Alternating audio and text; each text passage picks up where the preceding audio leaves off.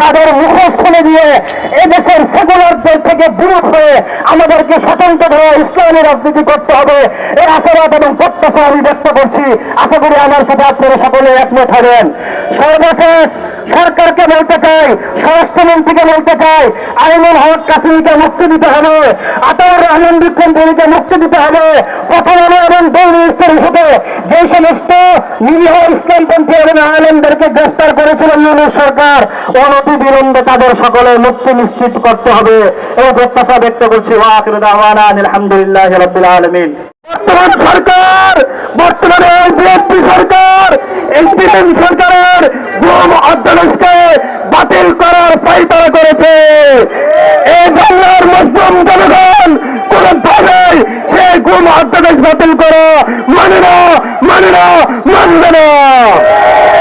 সংগ্রামী ছাত্র বন্ধুগণ, এই গুম অধ্যাদেশ বাতিলের প্রতিবাদে আজকে বাইতুল মোকাররমের উত্তরঘাটে ঐতিহাসিক স্থানে বিক্ষোভ সমাবেশ আয়োজন করছে বৈষম্যহীন কারামুক্তি আন্দোলন। আমরা এই বৈষম্যহীন কারামুক্তি আন্দোলনের আজকের বিক্ষোভ সমাবেশ থেকে সেই গুম অধ্যাদেশ বাতিলের প্রতিবাদে কথা বলছে।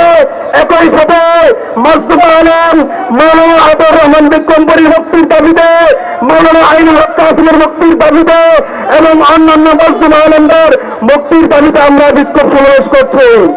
এর মধ্যে সমাবেশের শুরুতেই বক্তব্য নিয়ে আসছেন বৈষম্যহীন কারামুক্তি আন্দোলনের কেন্দ্রীয় অর্থ সম্পাদক মৌলানা সাইফুল ইসলাম। এ পর্যন্ত নাটক এবং ইউনূস সরকারের মত দেন, একই সাথে বিএনপি সরকারের জিরো টলারেন্স, সব এক সূত্রে গাঁথা। সাংবিধানিক স্বরাষ্ট্রমন্ত্রীর কাছে আমাদের প্রশ্ন করতে হবে। গতকালকে আমরা দেখেছি ইসকনের সন্ত্রাসী চিন্ময় কুমার দাসের জামিন দিয়েছে সরকার। প্রশ্ন করতে চাই, কোন সংবিধানের আলোকে এই জামিন হয়েছে? শহীদ অ্যাডভোকেট আলিফ হত্যার বিচারের কি হবে সেই প্রশ্নটাও আমরা রেখে গেলাম। ভারতীয় আধিপত্যবাদ বিরোধী লড়াইয়ের অগ্রণী সেনানায়করা আপনাদের কাছে প্রশ্ন করতে চাই, আপনারা কি শুনেছেন চিন্ময় কুমার দাসের আদালত তার জামিন দিয়ে ফেলেছে? আপনাদেরকে চিল্লাইতে কোথাও দেখা যাচ্ছে না যে হেফাজতে ইসলাম সরকারের কাছে আইনুল হক কাসিমের মুক্তি চেয়েছে? আমরা এর জন্য হেফাজতে ইসলামকে ধন্যবাদ জানাই। কিন্তু এদেশের কর্মপন্থী আলেম এবং হেফাজতদেরকে বুঝতে হবে সরকার আপনাদেরকে নিতান্ত রাজনৈতিক স্বার্থে ব্যবহার করছে। নয়তো হেফাজতের বিবৃতির পরও এখনো পর্যন্ত আদালত আইনুল হক কাসিমের মুক্তি দেয় না। আপনাদের বিবৃতি কি পরিমাণ সস্তা মনে করে এই সরকার, সেটা আমাদের বোঝা উচিত। একই সাথে বলতে চাই, এই সরকার আলেম বান্ধব বলে আপনারা যারা চিল্লাচ্ছেন, আপনারা মনে রাখবেন এই সরকার আলেম বান্ধব না, বরং নিতান্তই নিজেদের স্বার্থে আলেমদেরকে ব্যবহার করে যাচ্ছে এবং সেই ধারাবাহিকতায় আজকেও হয়ে আসছে। সদতের কওমি আলেম সমাজকে বলবো, নিজেদেরকে আর সস্তা বানায়েন না। যতটুকু সস্তা রিপ্রেজেন্ট করেছেন তার মধ্যে আপনারা নিজেদেরকে সন্তুষ্ট করেছিল, তাকে বাতিল করার ষড়যন্ত্র হয়েছে। এর মাধ্যমে পরিষ্কার আমরা দেখতে পাচ্ছি এই দেশ এবং রাষ্ট্র ক্ষমতার গভীরে যে ইসলাম বিদ্বেষী অপশক্তি ঘাপটি মেরে বসে আছে, তারা এখনো সবাই বহাল তবিয়তে আছে।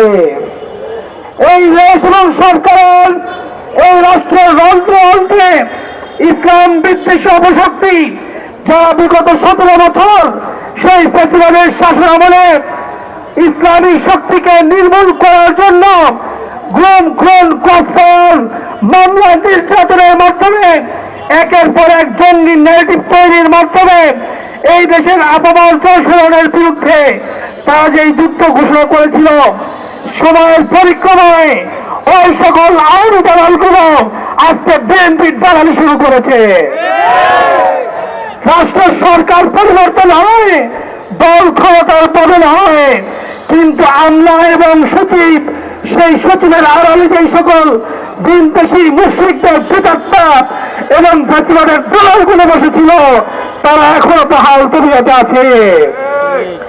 আমার ভাইরা, আমরা দেখতে পাচ্ছি মাওলানা আতাউর রহমান বিক্রমপুরী, মাওলানা আইনুল হক কাসিমের সাথে একইভাবে অসংখ্য নিরাপরাধ আলেমদেরকে ওই প্রথম হলো ডেইলি স্টার নামক ইন্ডিয়ার এজেন্ডা বাস্তবায়নকারী কুচক্রী ষড়যন্ত্রী আস্তানার নাটককে কেন্দ্র করে এই দেশের ইসলামপন্থী জনতার উপর ক্র্যাকডাউনের পায়তারা করা হয়েছে। এবং সেই মিথ্যা নাটকের ফাঁদে ফেলে যারা নাকি সেখানে কখনো যায় নাই, শুধুমাত্র ফেসবুকে একটা পোস্ট দিয়েছে, তাদের বিরুদ্ধেও মামলা দিয়েছে।